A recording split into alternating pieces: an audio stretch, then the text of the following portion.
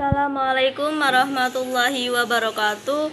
Perkenalkan, nama saya Sania Nuriyah, NIM 2119369.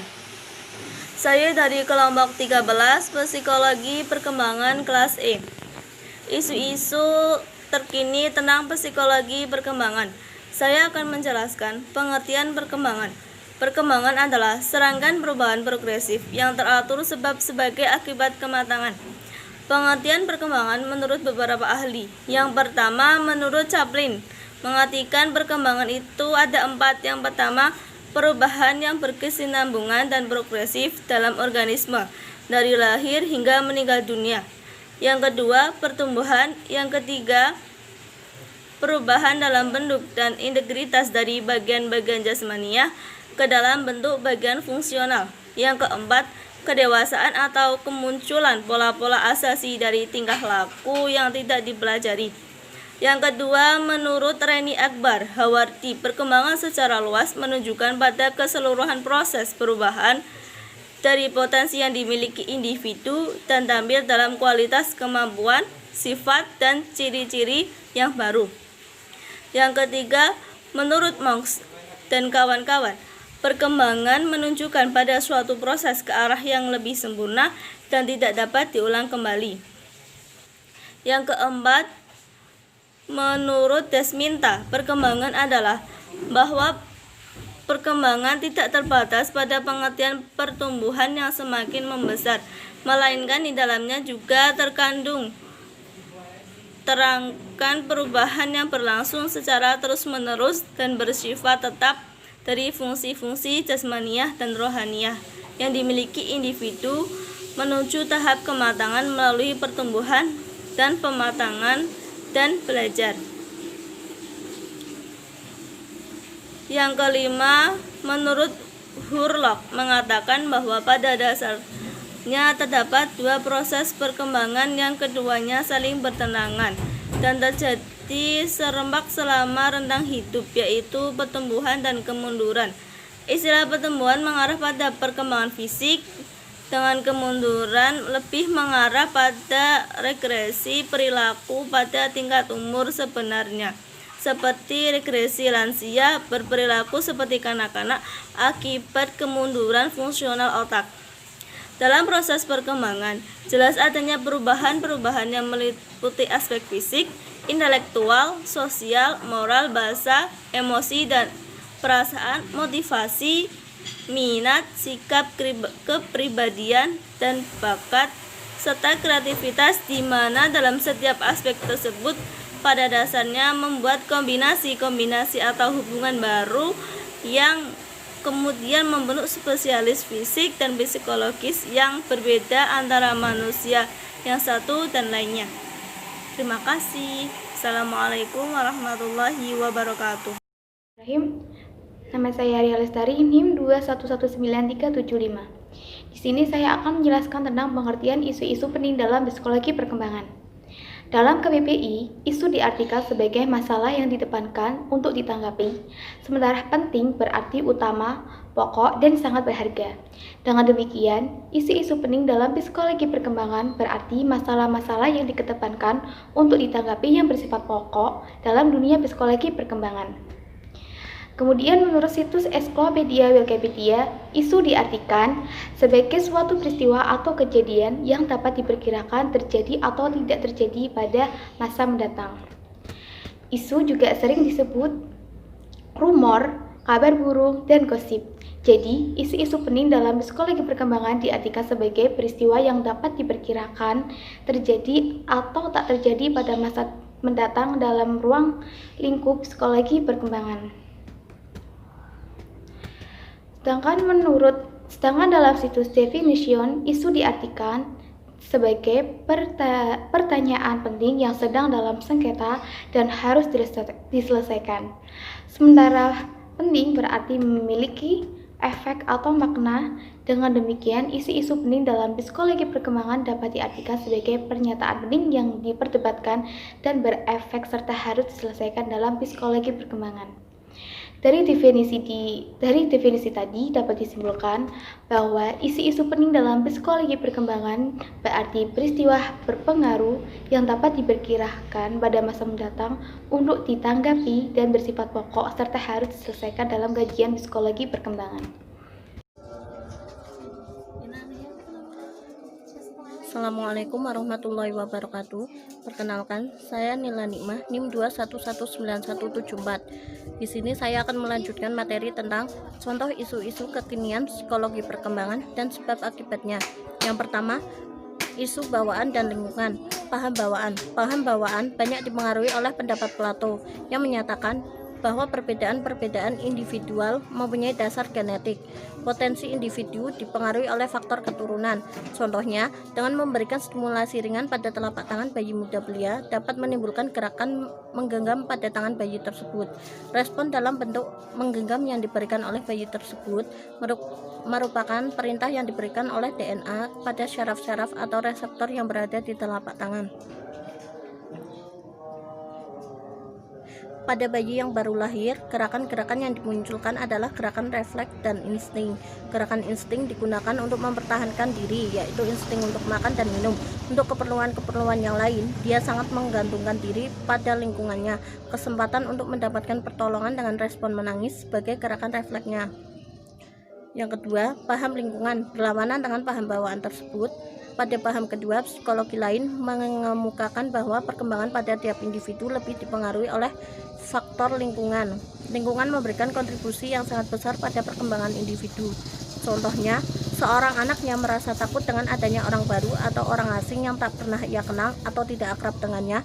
Menurut Hebb dalam bukunya A Textbook of Psychology, dalam penelitiannya mengenai contoh tadi, menyatakan bahwa ketakutan yang dirasakan anak tersebut merupakan hasil dari pembelajarannya selama ini untuk menyukai seseorang.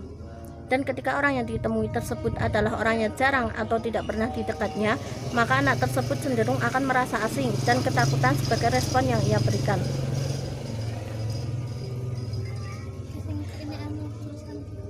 Yang kedua, isu tentang kontinuitas dan diskontinuitas. Paham kontinuitas. Paham ini menyatakan bahwa perkembangan manusia itu berjalan secara mulus dari waktu ke waktu melalui tahapan-tahapan perkembangan secara urut.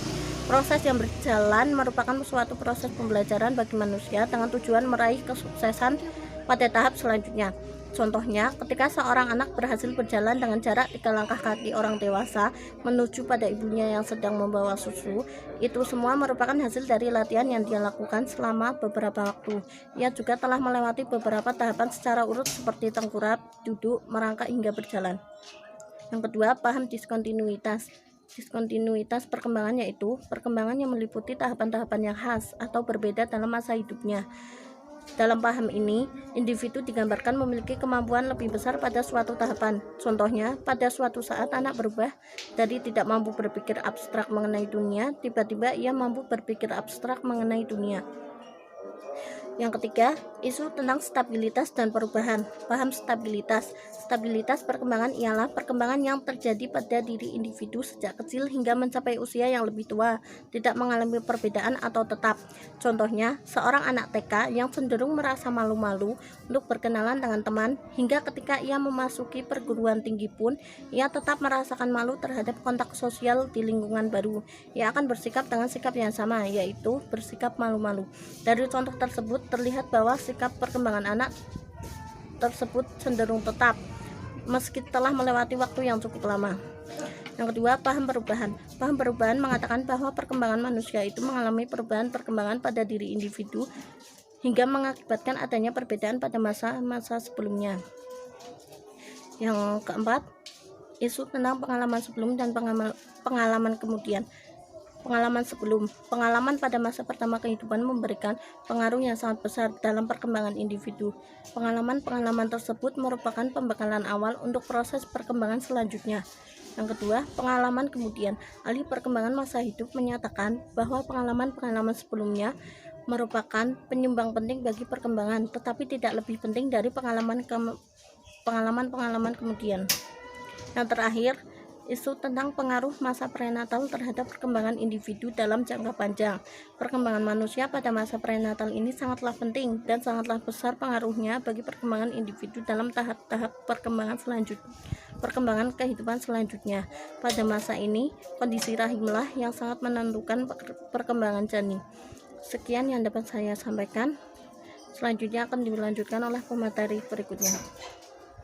Assalamualaikum warahmatullahi wabarakatuh. Sebelumnya perkenalkan, nama saya Febriana Ulil Fajriya dengan NIM 2119286. Di sini saya akan melanjutkan materi mengenai upaya atau solusi pencegahan isu-isu kekinian psikologi perkembangan. Beberapa upaya yang dapat dilakukan untuk mengubah kepribadian remaja yang emosional dan mengatasi perilaku negatif remaja adalah sebagai berikut. Yang pertama, memberikan pendidikan agama. Pendidikan agama yang kokoh dan melekat di jiwa dan dapat dijadikan sebagai fondasi dan benteng yang kuat untuk meningkatkan keimanan di dalam diri remaja, sehingga para remaja dapat mengontrol emosinya serta bersikap lebih sabar dalam mengatasi segala masalah yang dihadapinya. Yang kedua, keteladanan keluarga. Setiap tingkah laku dan sikap yang ditunjukkan oleh remaja sebagian besar dipengaruhi oleh keluarga. Pola asuh orang tua terhadap anaknya sangat menentukan perangai anak. Dalam masalah ini, Adrian sebagai remaja pelaku penusukan mengatakan bahwa ayahnya menjadi buronan polisi karena terlibat kasus pembunuhan. Dari sini dapat kita cermati bahwa adanya ketidakharmonisan di dalam keluarga tersebut. Yang ketiga, peranan sekolah. Sekolah merupakan tempat memperoleh pendidikan selanjutnya bagi remaja setelah pendidikan yang dapat dalam keluarga. Sekolah tentu saja sangat berperan untuk membentuk mental dan karakter remaja yang bermoral dan berintegritas. Yang terakhir, peran lingkungan sekolah.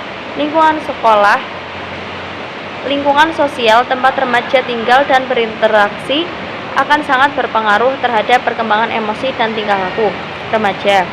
Lingkungan yang buruk dan cenderung memberikan hal-hal negatif akan membuat remaja melakukan tindakan-tindakan negatif.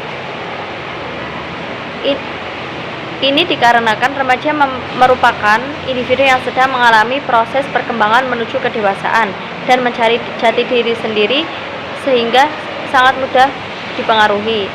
Dari saya cukup sekian, kurang lebihnya mohon maaf. Wassalamualaikum warahmatullahi wabarakatuh. Selanjutnya, saya Najal Wasinta dengan NIM 2119213 akan menjelaskan materi mengenai evaluasi isu perkembangan.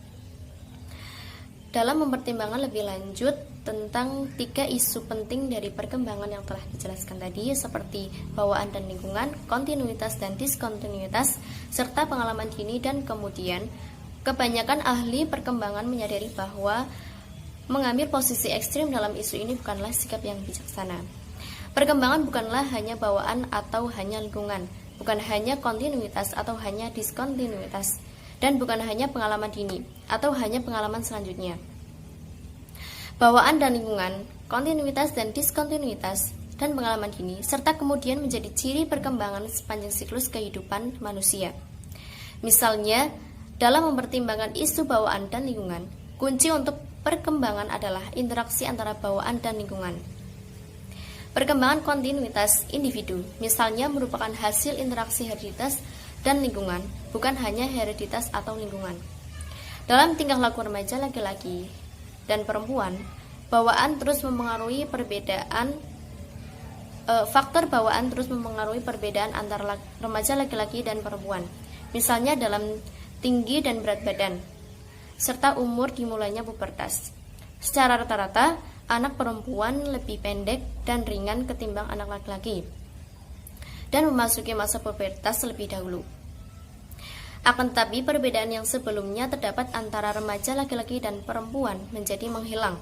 Dalam hal ini mengesankan peran penting lingkungan. Misalnya, lebih banyak remaja perempuan yang mengejar karir dalam matematika dan sains ketimbang pada waktu lalu, dan mencari otonomi dengan cara yang lebih tegas.